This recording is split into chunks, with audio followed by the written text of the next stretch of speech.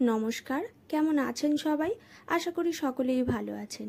আমি চুমকি, আরও একবার আমার চ্যানেলে আপনাদের সকলকেই স্বাগত জানাই। আজকের ভিডিওতে আমি আপনাদের সঙ্গে এই ব্লাউজের পুরো ব্যাকের ডিজাইনের কাটিং আর স্টিচিং এই ভিডিওতে শেয়ার করব। তো যদি এখনও চ্যানেলে নতুন হয়ে থাকেন অবশ্যই চ্যানেলটি সাবস্ক্রাইব করে নেবেন। প্রথমে আমি এখানে লাইলিন কাপড়টাকে ডবল করে ভাঁজ করে নিয়েছি, আর আমি এখানে ব্লাউজের লম্বার মাপ নিচ্ছি 14.5 ইঞ্চি। আমার এখানে ব্লাউজের লম্বার মাপ আছে 13.5, তার সঙ্গে আমি 1 ইঞ্চি এক্সট্রা নিয়েছি সেলাই মার্জিনের জন্য। এরপর এখান থেকে আমি 6 ইঞ্চিতে পুটের জন্য দাগ দিয়ে দিচ্ছি। পুটের মাপ কিন্তু সবসময় পিঠের ডিপ অনুযায়ী নিতে হবে। এরপর এখান থেকে 6.5 ইঞ্চিতে আর্মহোলের জন্য দাগ দিচ্ছি। এরপর আমি ছাতির 4 ভাগ নিয়ে নিচ্ছি। ছাতি আছে আমার এখানে 38 ইঞ্চি, 38-এর 4 ভাগ হচ্ছে 9.5, তার সঙ্গে 2 ইঞ্চি এক্সট্রা সেলাই মার্জিন রাখছি। এরপর 1 ইঞ্চি ওপর থেকে আর্মহোলের শেপ দিয়ে দিচ্ছি। আর্মহোলের শেপটা হালকা করে আমি নিচের দিক থেকে এইভাবে রেখেছি। কোমরের 4 ভাগ নিচ্ছি। কোমর আছে 32, তার 4 ভাগ হচ্ছে 8, 2 ইঞ্চি সেলাই মার্জিন আর 1 ইঞ্চি ব্যাক পার্টে টেকিং দেওয়ার জন্য নিয়েছি। এখান থেকে আমি চওড়ার মাপটা নিচ্ছি 2.5 ইঞ্চি। পিঠের ডিপটা আমি এখান থেকে নিয়ে নিচ্ছি 9.5 ইঞ্চি। এখান থেকে চওড়ার মাপটা আমি একটু বেশি নেব, তো আমি এখানে চওড়ার মাপটা রাখছি 3 ইঞ্চিতে। এরপর ওপর থেকে একটা স্ট্রেট লাইন টানবো ঠিক এইভাবে। এরপর পিঠের যে রাউন্ড শেপটা আছে সেই রাউন্ড শেপটা এইভাবে দিয়ে দেব। এই ব্লাউজের যে হাতার ডিজাইন আছে সেই ডিজাইনের ভিডিও যদি আপনারা দেখতে চান তাহলে এই ভিডিওর ডেসক্রিপশন বক্সে গেলেই আপনারা ভিডিওর লিংক খুব সহজেই পেয়ে যাবেন।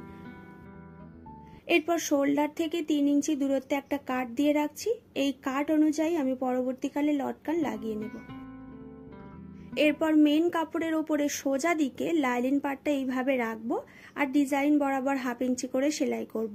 তো আমি এখানে কোনো রকম পট্টি ইউজ করছি না, জাস্ট কোমরের সাইড থেকে আমি এখানে প্রথমে 1/2 ইঞ্চি করে সেলাই করছি। এরপর যেমনটা পিঠে ডিজাইন কাটিং করেছিলাম সেই ডিজাইন বরাবর 1/2 ইঞ্চি করে সেলাই করছি, আর লটকানটা আমি এইভাবে জয়েন্ট করে নিচ্ছি।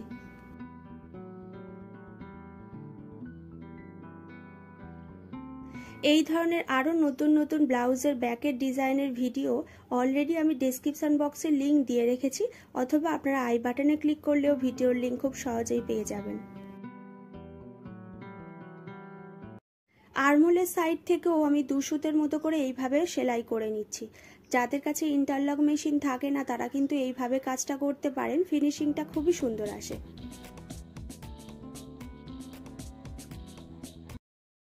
এইভাবে পুরোটা সেলাই করে নেবার পরে যা এক্সট্রা পার্ট থাকবে কেটে বাদ দিয়ে দিতে হবে। এরপর লাইলিন কাপড়টাকে আমি উল্টে নেব, সেই কারণে কাট দিয়ে দিচ্ছি পুরোটা। তো আমি পুরো লাইলিন কাপড়টাকে এখান থেকে উল্টে নিয়েছি। এরপর মিডিল থেকে কাপড়টাকে এইভাবে ফোল্ড করে নিচ্ছি ডিজাইনটা করার জন্য। এরপরে 2 সাইডে ঠিক এই রকম ভাবে একটা ডিজাইন আমি দাগ দিয়ে দিচ্ছি। এরপর মিডিল থেকে কাপড়টাকে ফোল্ড করে উল্টো সাইডেও ডিজাইনটা করে নেব।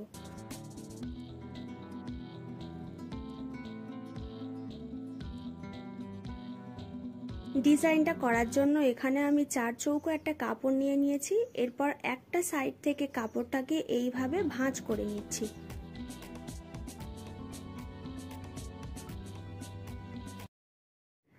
একটা সাইডে ভাঁজ করে নেবার পরে কাপড়টাকে এইভাবে করে ভাঁজ করে ডিজাইনটা রেডি করে নিতে হবে।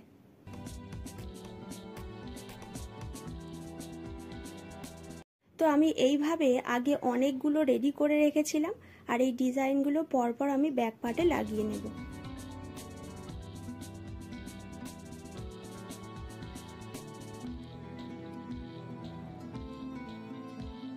ডিজাইনগুলো কিন্তু ঠিক এইভাবে রেখে সেলাইটা করতে হবে।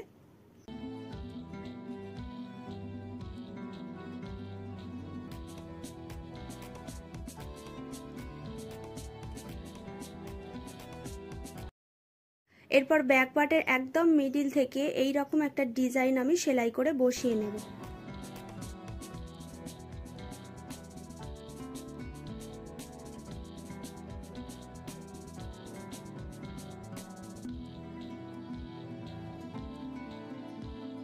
এরপর ডিজাইনের যে কাটা অংশটা আছে তার ওপর থেকে এইভাবে আমি একটা লেস লাগিয়ে নেব।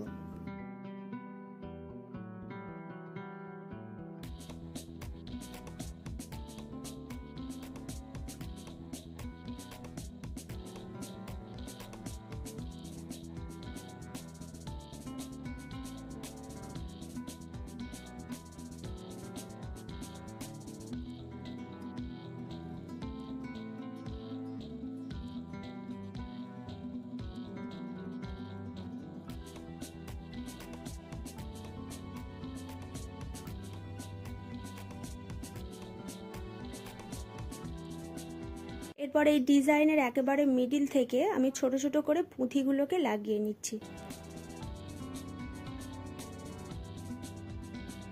তো আজকের এই ব্যাকপার্টের ডিজাইনটা আমি এইখানেই শেষ করছি। ডিজাইনটি কেমন লেগেছে আমাকে কিন্তু অবশ্যই কমেন্ট করে জানাবেন। আর এই ধরনের আরও নতুন নতুন ভিডিও পেতে চাইলে অবশ্যই কিন্তু চ্যানেলটিকে সাবস্ক্রাইব করে রাখবেন আর বেল বাটন অবশ্যই অন করে দেবেন।